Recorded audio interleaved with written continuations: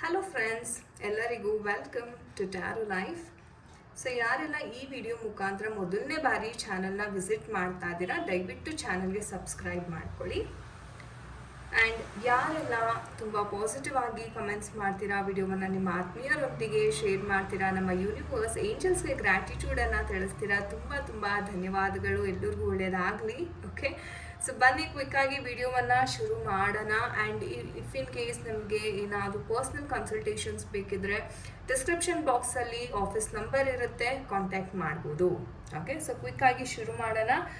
So ಇವತ್ತಿನ topic ನಿಮ್ಗೆ ಗೊತ್ತಿರೋ ಹಾಗೆ, ನೀವು ಯಾರ ಬಗ್ಗೆ ತುಂಬ ತುಂಬ ಯೋಚನೆ ಮಾಡ್ತೀರಾ, ಆ ವ್ಯಕ್ತಿಯ ಒಂದು ಯೋಚನೆ ನಿಮ್ಮ ಬಗ್ಗೆ, ಎಸ್ಪೆಷಲಿ ನಿಮ್ಮ ಒಂದು ರಿಲೇಷನ್ಶಿಪ್ ಬಗ್ಗೆ ಯಾವ ಥರ ಇರುತ್ತೆ, ಅವರ ಒಂದು ಭಾವನೆ ಏನು, ಇದೆಲ್ಲವನ್ನು ಡೀಟೇಲ್ ಆಗಿ ಇವತ್ತಿನ ರೀಡಿಂಗಲ್ಲಿ ನಾವು ನೋಡೋಣ.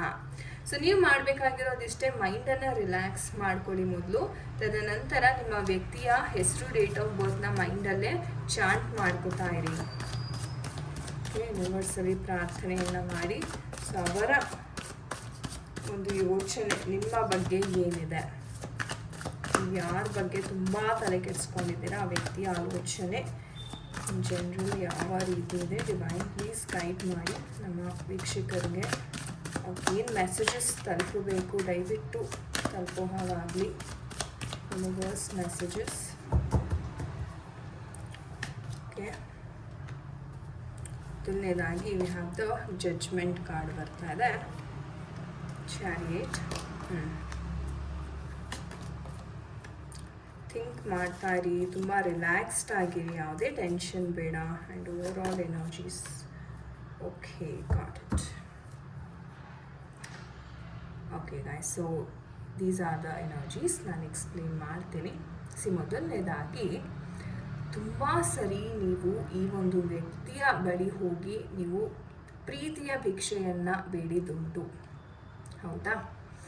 ತುಂಬ ಸಲ ಸಾರಿ ಕೇಳಿದ್ದೀರಾ, ನಿಮ್ಮ ತಪ್ಪು ಏನೂ ತಪ್ಪಿರೋದಿಲ್ಲ ನಿಮ್ಮದು, ಬಟ್ ಸ್ಟಿಲ್ ನೀವೇ ಹೋಗಿ ಸಾರಿ ಕೇಳ್ತೀರಾ, ನೀವೇ ಅವರನ್ನು ಅಪಾಲಜಿ ಕೇಳ್ತೀರಾ. ಸೊ ಈ ಥರ ಮಾಡಿ ಮಾಡಿ ಮಾಡಿ ಏನಾಗಿದೆ, ತುಂಬ ಗ್ರಾಂಟೆಡ್ ಆಗಿ ತೊಗೊಂಡ್ಬಿಟ್ಟಿದ್ದಾರೆ ಈ ಒಂದು ಪರ್ಸನ್.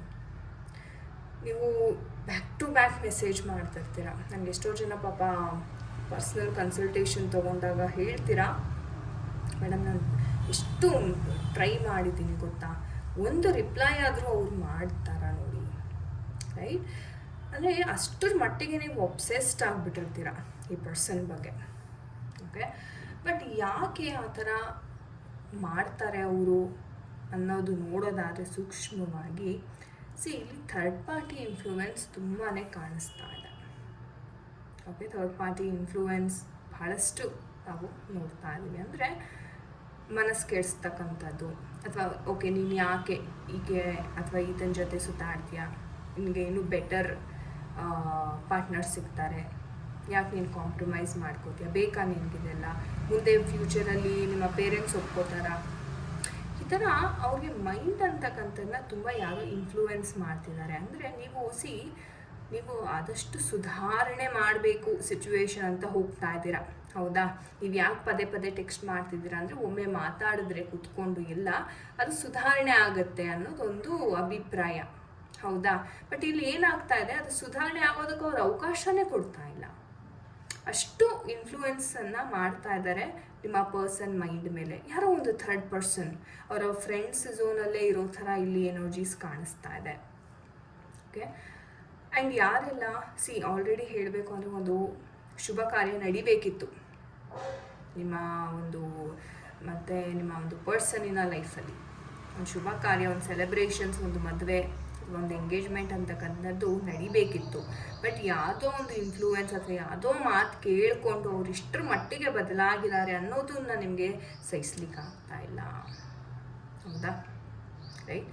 ಆ್ಯಂಡ್ ತುಂಬ ಡಿಸ್ಟ್ರಾಕ್ಷನ್ಸ್. ಬಹುಶಃ ಈ ವ್ಯಕ್ತಿ ಸಾಮಾನ್ಯವಾಗಿ ಅವರ ತಲೆ ಕೆಡಿಸಿಲ್ಲ, ತುಂಬ ನೆಕ್ಸ್ಟ್ ಲೆವೆಲ್ಗೆ, ಅಂದರೆ ಇದೇ ಸತ್ಯ, ನಾನು ಏನು ಮಾತಾಡ್ತಾ ಇದ್ದೀನಿ ಇದೇ ಸತ್ಯ ಅನ್ನೋದಷ್ಟು ಮಟ್ಟಿಗೆ ನಿಮ್ಮ ಪರ್ಸನ್ಗೆ ಅವರು ನಂಬಿಸ್ಬಿಟ್ಟಿದ್ದಾರೆ.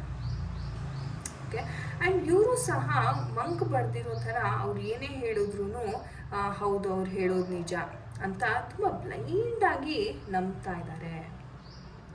ಓಕೆ, ಆ್ಯಂಡ್ ಇನ್ನೊಂದು ಏನಪ್ಪ ಅಂದರೆ, ಈ ನಿಮ್ಮ ಪರ್ಸನ್ಗೆ ಆಸೆನೂ ಅಷ್ಟೇ ಜಾಸ್ತಿ.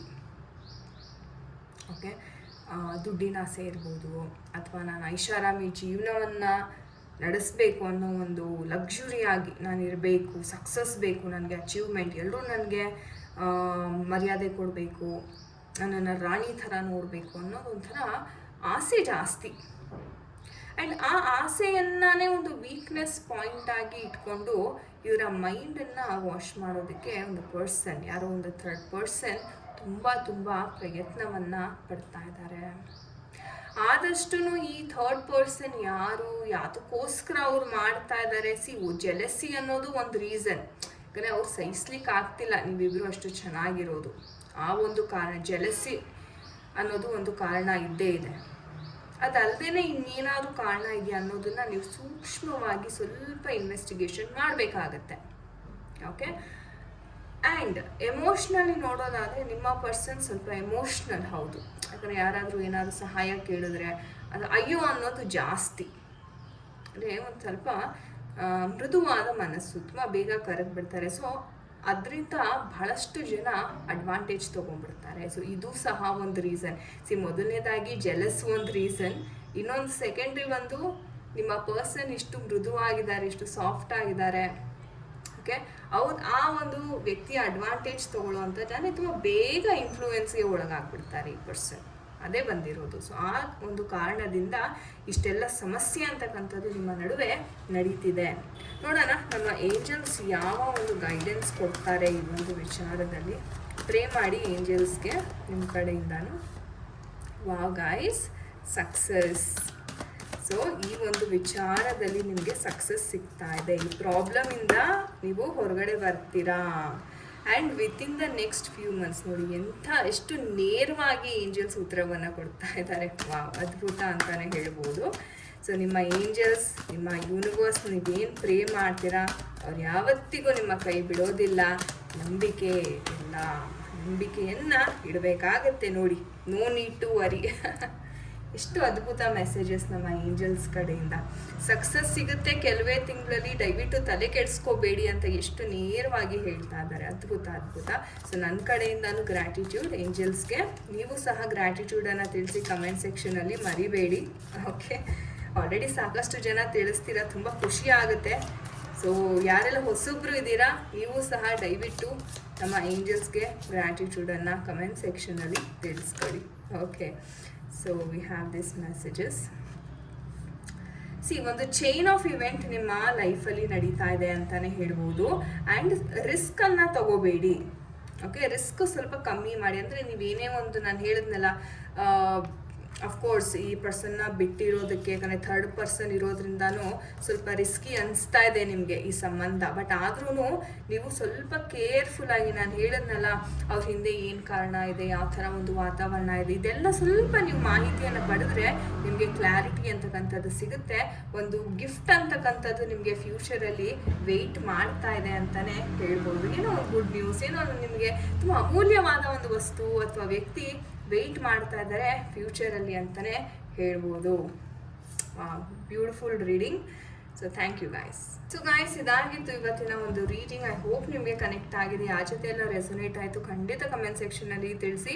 ನಿಮ್ಮ ಅಭಿಪ್ರಾಯವನ್ನು ಖಂಡಿತವಾಗ್ಲೂ ಶೇರ್ ಮಾಡಿ ಅಂತ ಹೇಳ್ತೀನಿ. ಯಾರಿಗೆಲ್ಲ ಏನು ಪರ್ಸ್ನಲ್ ಕನ್ಸಲ್ಟೇಷನ್ಸ್ ಬೇಕಿದೆ, ಡಿಸ್ಕ್ರಿಪ್ಷನ್ ಬಾಕ್ಸಲ್ಲಿ ಆಫೀಸ್ ನಂಬರ್ ಇರುತ್ತೆ, ನೀವು ಕರೆ ಮಾಡಿ ನಿಮ್ಮ ಅಪಾಯಿಂಟ್ಮೆಂಟ್ಸನ್ನು ನೀವು ಬುಕ್ ಮಾಡ್ಕೋಬೋದು. ತುಂಬ ಧನ್ಯವಾದಗಳು. ವಿಡಿಯೋವನ್ನು ತಾಳ್ಮೆಯಿಂದ ಇಲ್ಲಿ ತನಕ ನೋಡಿದ್ದೀರಾ, ಪ್ರೋತ್ಸಾಹವನ್ನು ಕೊಟ್ಟಿದ್ದೀರಾ. ತುಂಬ ಧನ್ಯವಾದಗಳು.